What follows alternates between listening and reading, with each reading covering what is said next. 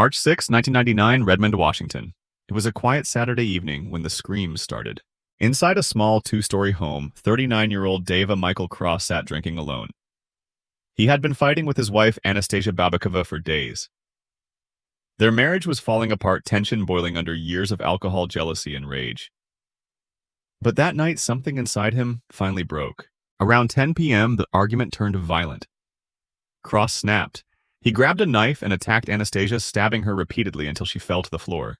But the nightmare didn't end there. Upstairs, her two teenage daughters, Amanda, 15, and Melissa, 18, heard the chaos. They ran to help their mother, only to be met by a man they no longer recognized. Their stepfather, drunk, bloody, and screaming that they were against him. He cornered them in their bedrooms. The girls begged for mercy, but Cross didn't stop.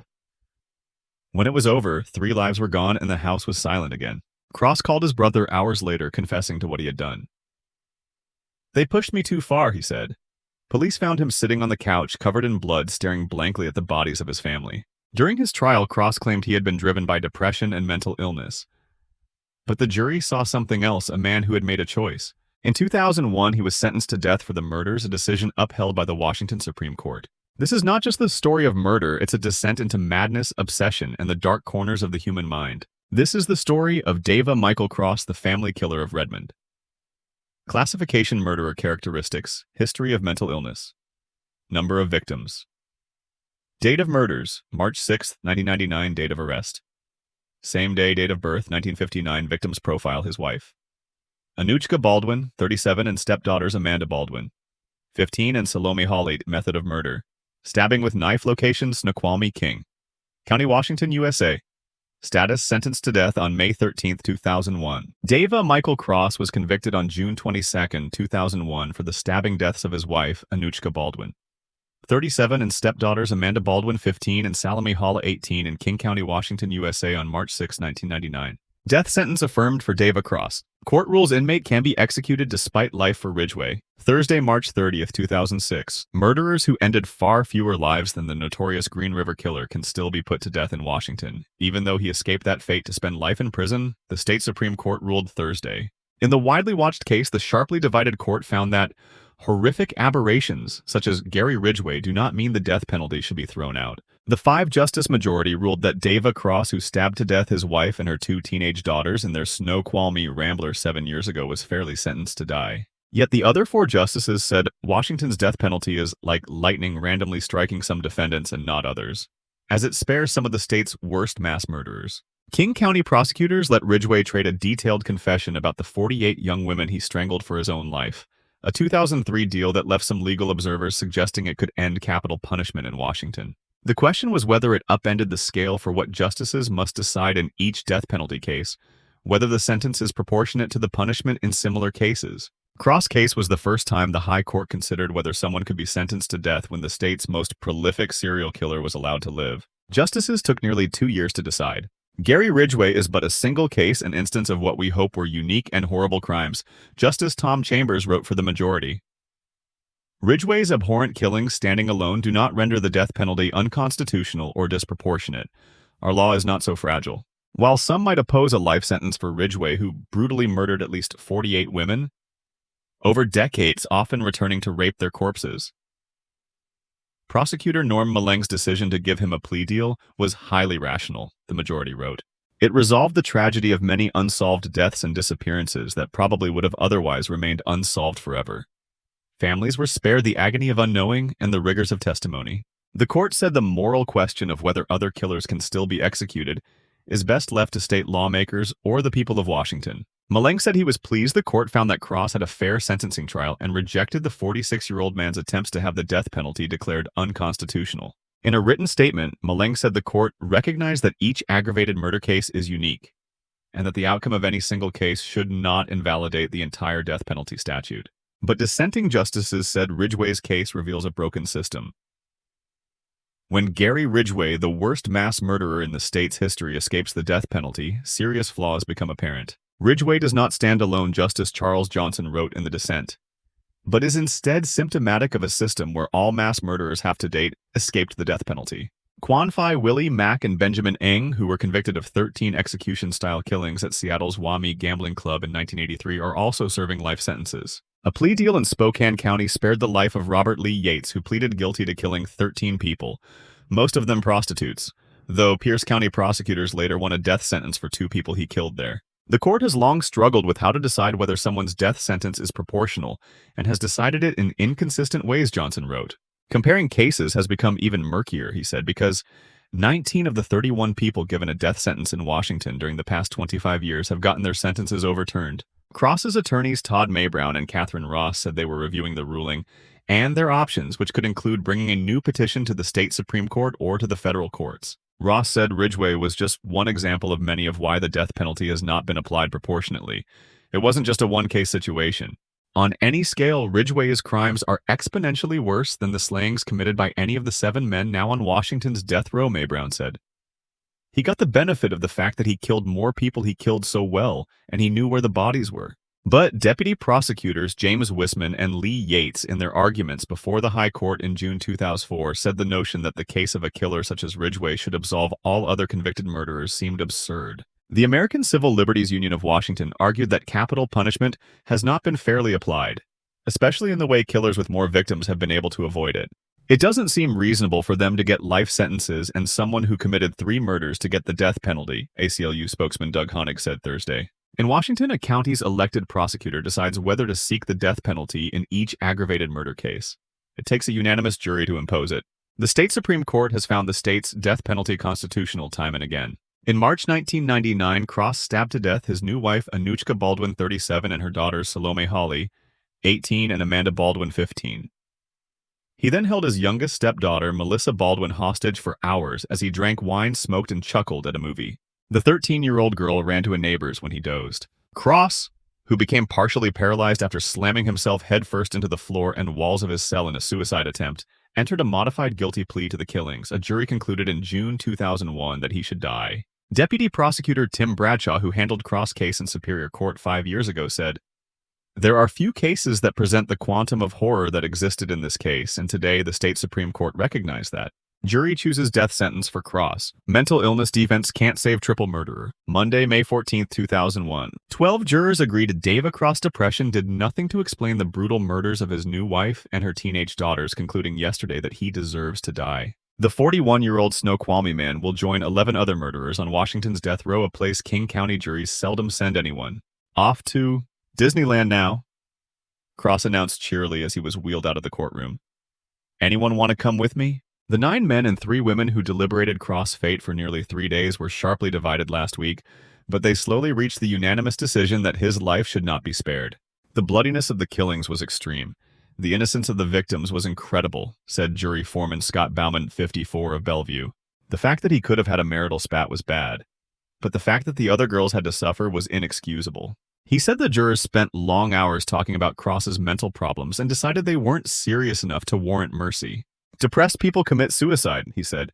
"It is not an excuse for homicide." Last fall, Cross formally admitted stabbing to death his wife, Anuchka Baldwin, 37, and 2 of her daughters, Salome Holly and Amanda Baldwin. His attorneys, Mark Larinaga and Richard Warner, were left trying to persuade a jury to let him live his life behind bars. Yesterday's verdict stunned the lawyers who say Cross suffered from severe depression and delusions long before the March 1999 slayings. Larinaga said he couldn't understand how Cross' mental problems didn't sway even one juror, or how the panel concluded that execution was necessary for a man who would almost certainly spend a life prison sentence in a wheelchair. "He didn't know what happened at first. He kept asking me what it meant," Larinaga said later. "I turned and told him, they just voted to execute you, and he just had a blank stare." He believes Cross cares what happens despite the man's nonchalance and his repeated profane outbursts in the courtroom. The former truck driver, who has a heart-shaped tattoo bearing the word "myself," never gave his lawyers any hint that he wanted to die. But prosecutors told jurors last week that the murders scream out for such a sentence. "This type of case is not a win-lose," Deputy Prosecutor Tim Bradshaw said yesterday. "No pleasure should be taken from such a verdict. Rather, this is the strong voice of the community.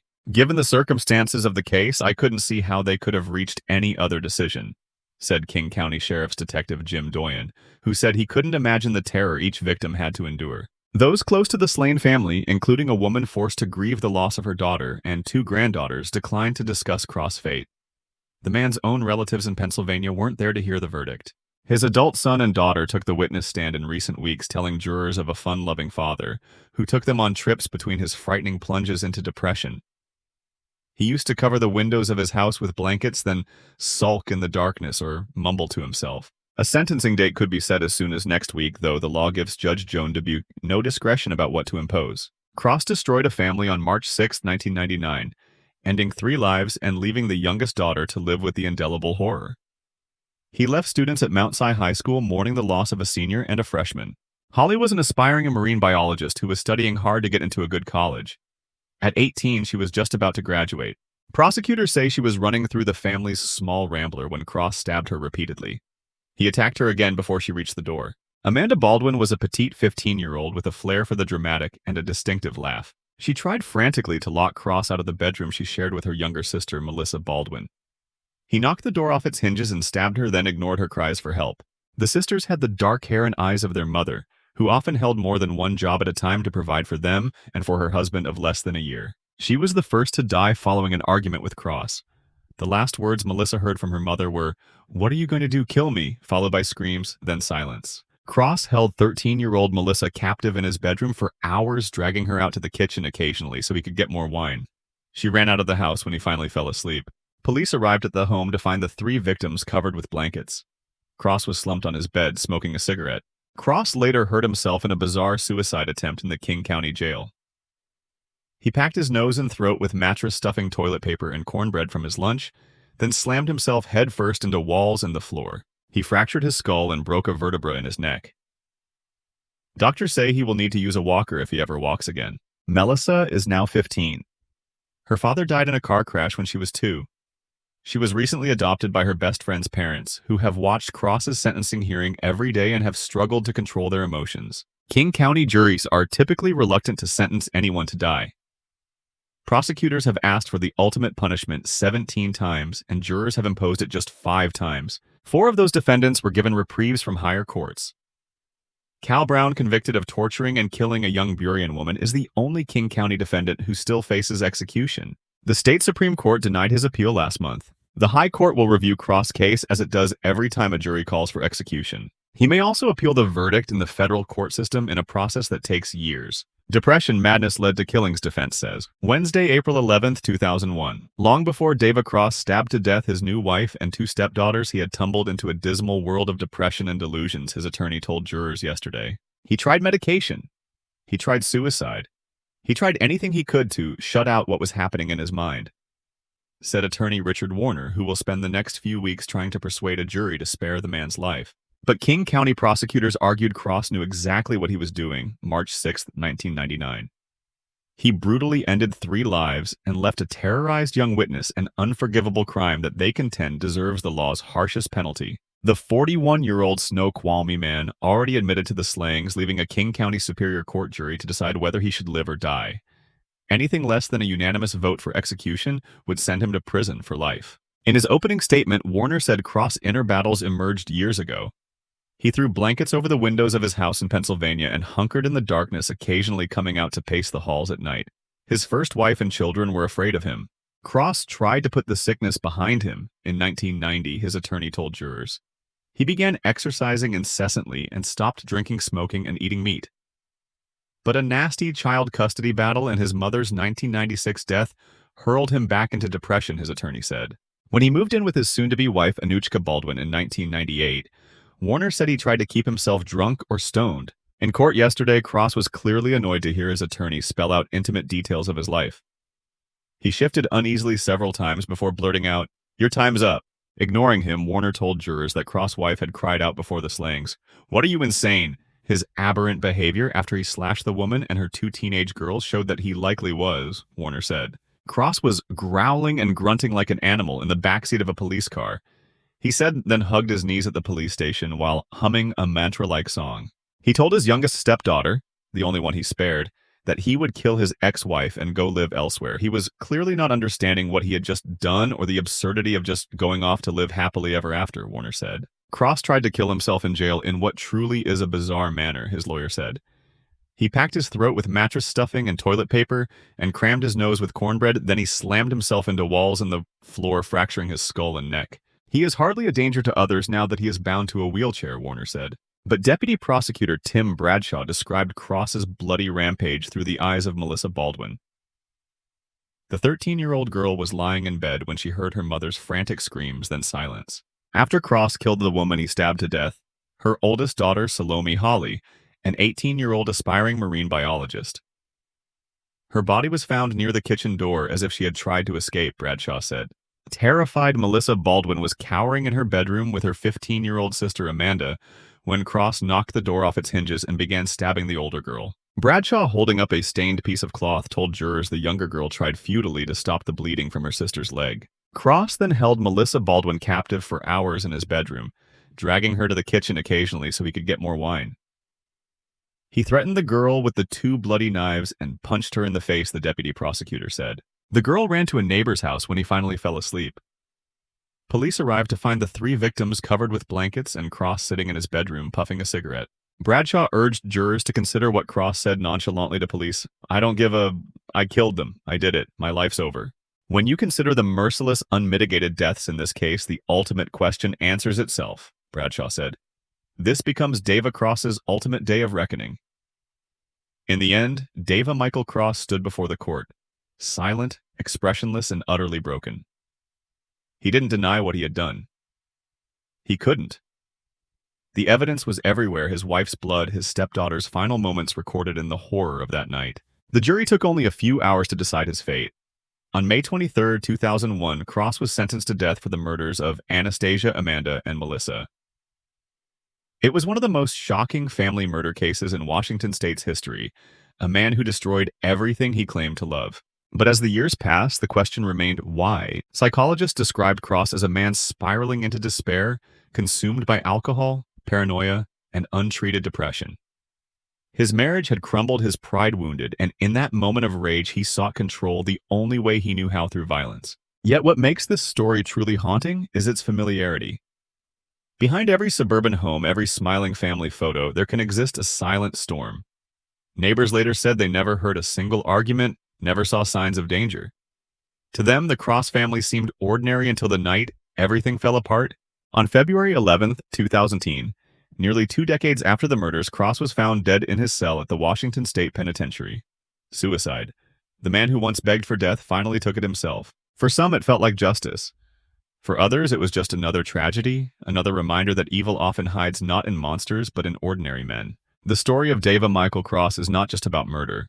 It's about how love can rot into hate, how silence can turn into screams, and how one moment of rage can erase an entire life of meaning. In the end, there were no winners, only loss. If this story made you question how far the human mind can fall, subscribe for more true crime documentaries that reveal the darkest truths hiding behind closed doors.